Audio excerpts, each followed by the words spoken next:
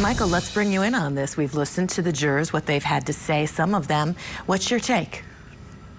Whenever you look at it, whenever people ask me what I think a jury's going to do, right? I always say being a juror on a case is like standing on a swaying ship. It sways left and it sways right. And if you ask a juror their opinion at any given point in the journey, they'll tell you this is where the ship is swaying because that's where it's swaying at that time. But you have to wait till the end of the jury, right? So this juror that we looked at is one example of that theory because she said that at some point she thought that she was guilty. What troubles me, and you know, you're never in these jury deliberation rooms, and I'm really interested in seeing what all of them say. What really troubles me is when she intimated that at some point I thought that she was guilty, and then another point I thought he went in the house.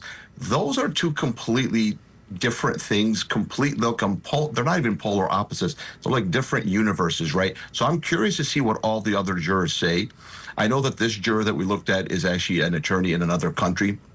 So she clearly knows what she's talking about. She's clearly somebody who knows how to look at facts. It just troubles me when I hear, now that I'm hearing some jurors say that they thought he went in the house. I'm with them on reasonable doubt. First of all, since the beginning, before the first trial and after the first trial, I never thought that the case on murder 2 was proven beyond a reasonable doubt. I've always believed that the case on the second charge was proven.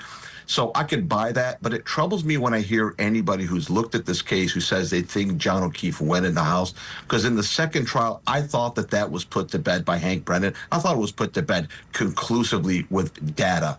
But I could go with a jury pool, 12 people saying the case was not proven beyond a reasonable doubt. Maybe, you know, there's no impact of evidence of a collision.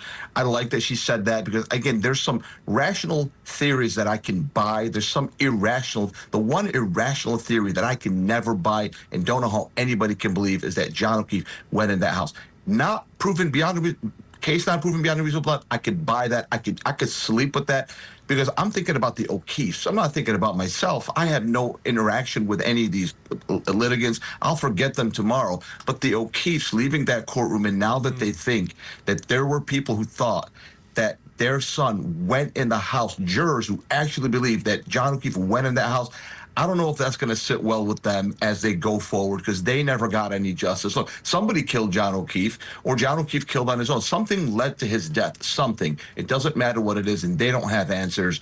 But when you hear jurors say something that kind of far off, it just bothers me a little bit for the O'Keefes.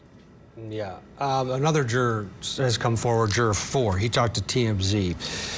And he believes in Karen Read's innocent, and he summed up one of his comments to TMZ was, I don't know what happened. I don't know what happened to John O'Keefe at the end of the day after sitting through this 31 days of testimony. He just doesn't know. Take a listen. And Michael, shoddy investigation. A lot of people thought that. I mean, that's been written about. There's been articles about that. The jurors are hearing these text messages from Michael Proctor, a botched investigation.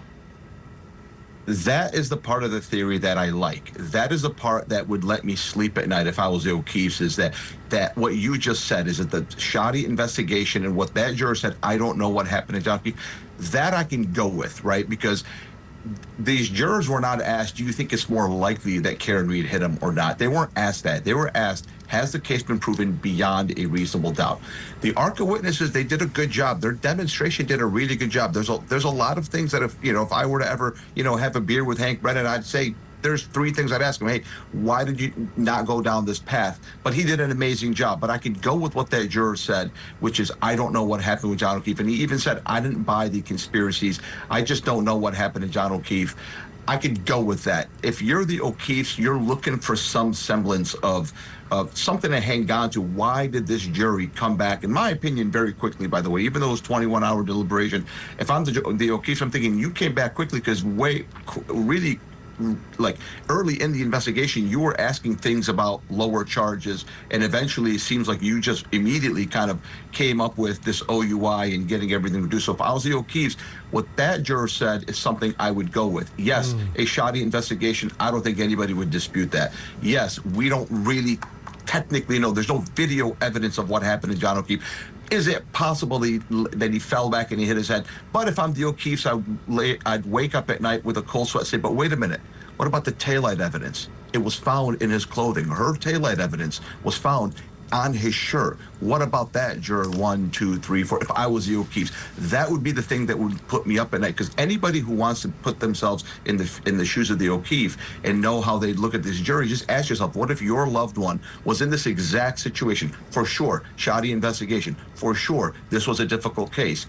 For sure, there's no video, but I would lay awake at night and say, what about the taillight pieces that were found in my loved And the one's conspiracy, shirt?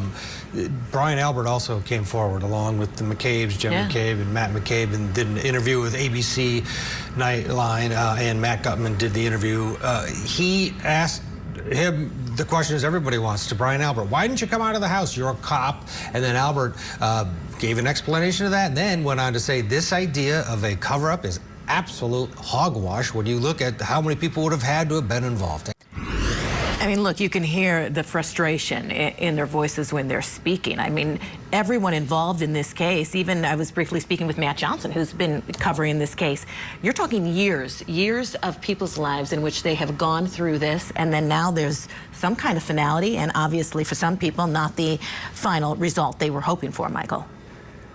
Yeah, and by the way, I co-sign everything I just heard Albert say, right? I've been saying that since the beginning of time. In terms of the conspiracy, the case being proven beyond a reasonable doubt is divorced, in my opinion, from the conspiracy, right? You could have a situation, and I've said, Karen Read had every right to say, I'm not guilty of this. I didn't do it, and put the state to their burden, and maybe the state still couldn't have proven their burden even without the conspiracy. I believe that the conspiracy colored this whole entire thing. I called it tongue-in-cheek, the Bigfoot theory, in terms of the conspiracy, right? Not that for sure Karen Read guilty, but for sure, in my opinion, for sure, there was no conspiracy. There wouldn't have been dozens and dozens and dozens of people involved in conspiracy. We are too dumb as a race of human beings for us to 30, 40 different people to keep up a conspiracy. I'm not smart enough to keep a conspiracy. I can maybe keep a secret if one person tells it to me. If 48 people tell me a secret, and by me keeping the secret, I'll go to jail. I'm not going to keep that secret. So I do agree with him on that. But that's, again, why this case is so big. Look, I spoke to a lady from Canton for something having nothing to do with this case 2 weeks ago, right? It had nothing to do with this case. We were having a conversation. I asked her, I said, she's an accountant. I said, hey, what do you think about the Karen Read case? She said, for sure she was framed. I live in Canton. I'm a lifelong resident, and I actually know the Alberts. Mike, you just don't understand. It's different here. We all believe that she was framed. We all believe that the Alberts had something to do with it. She said that to me, right? And she had no reason. She was not on TV. So, you know, again, I Michael, don't understand a lot it, of people but that's, in that area, that's what they think. When I've talked with them, that's exactly the same response I get. So is it decades of policing and just scandals and scandals, and the jury pool is embedded in this lack of trust in the first responder or the authorities, and specifically the police? Seems like it. Can I add something to that, Ted? You are correct. You know why? That's why I think the state chose Hank Brennan, because he was one of the attorneys that represented Whitey Bulger, and he was one of the people who exposed actual corruption in Massachusetts, right? And so I think the state said, we want no parts of Karen Read Part 2. If she's convicted, or we want no parts, but we want to bring an outsider who actually exposed corruption, who actually exposed police corruption, and we want him to try the case. I think they made the right move. I think they got the right person. But you are correct, Kelly, you are correct. Both of you guys are correct. It is just completely different there. I cannot even begin to understand it. It is what it is. Yeah. And you know what I've thought about is prosecutor Lally, who was so maligned about his performance in Karen Read 1. He's kind of low-key, like, He brought in big dog Hank, and he couldn't do any better than I did. In fact, I at least hung completely that jury. So it's a case that was unwinnable, in my opinion, because of the reasonable doubt and because of that horrible investigation. Yeah, that's just not how it works. The person gets to go whether she did it or not. Let's bring in national trial attorney Mike Jaafar. Michael, thanks for sitting around and listening to this testimony. It's hearing the young man describe the details of that night. What's your takeaway? I think a 16-year-old kid, he's talking about seniors, how much older they are than him. You know, the thought, so I'm 46, so somebody who's 48, that's the difference between them. But they're kids at that point. This stuff is very relevant to them. I see what the defense attorney is trying to do. The whole point of this case is going to be whether or not the defendant got the knife and had nefarious intent when he got it or not. And so he's walking us through, I think, a very pivotal point in this case, which is how did the whole altercation happen after the first altercation. I think this testimony is going to be very, very relevant. I think it's going to be very important. The state's got to prove their case beyond a reasonable doubt that he intended to murder somebody with a knife, right? We've got video evidence. We've got eyewitness testimony. This testimony is very important. This young man is very important because it shows you how the whole entire situation was brought to a crescendo. And that's really what matters. That's really where the whole entire murder charge lies, is how did this whole thing come to be? How did we get to this crescendo? How did it go from an altercation over a 12-pack of beer to an actual murder? So this is very important testimony. How I think he's doing a good job for a kid. Yeah, well, I thought you were talking about the attorney. I was like, he's not that young. But this is a self-defense case. He's going to have to take the stand. He's going to have to tell a different narrative than this young man on the stand from his perspective. He went back to get the knife because they're outnumbered. Him and his buddy, it's 2 against 10. Is that going to fly? Because he went back to a car and get to a weapon. I think it is, because here's the thing. I always, there's lots of cases just like this. I always think about these cases to myself in a very cerebral way. So here's the way I see it, Ted. Grabbing a knife in and of itself is not illegal. Grabbing a gun in and of itself is not illegal, although that's much different than a knife. But using it in self-defense is not illegal. It's just, what was your state of mind when you went to get the knife?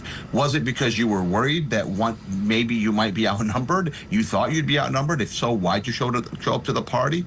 Or did you grab the knife because you wanted to kill somebody and because you were in a rage, right? Were you drunk? Were you in a drug-fueled rage? So all of the stuff is very important. So I think, how's it going to fly? It really depends on how well he sells his case.